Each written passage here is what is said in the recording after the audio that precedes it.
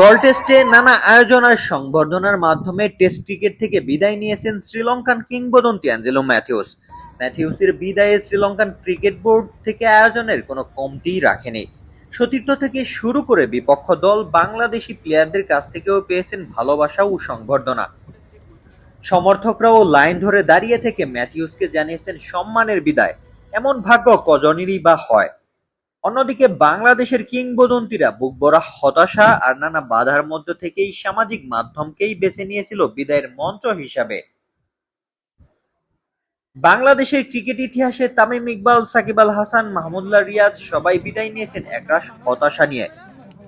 যাদের নিয়ে একসময় গৌরব করত গোটা জাতি, যাদের ব্যাটে হাসত কোটি ভক্ত, ঠিক তারাই বিসিবি কিংবা দলের অভ্যন্তরীণ দোলাচলে পড়ে হয়েছেন বলির পাঠা।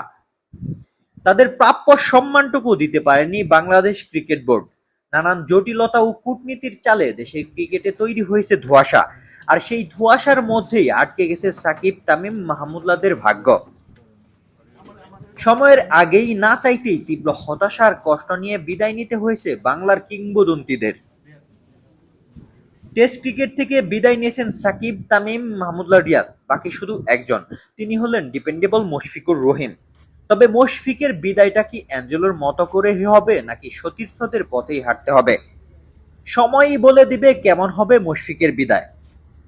অ্যাঞ্জেলো ম্যাথিউসের মতো সংবর্ধনা ও গার্ড অব অনারের মাধ্যমে বিদায়ের ভাগ্য যেন প্রতিটা ক্রিকেটারের ভাগ্যে জোটে, এমনটাই প্রত্যাশা হয়তো সকল ক্রিকেটারেরই থাকবে। রোশন মনির, অফ ফিল্ড।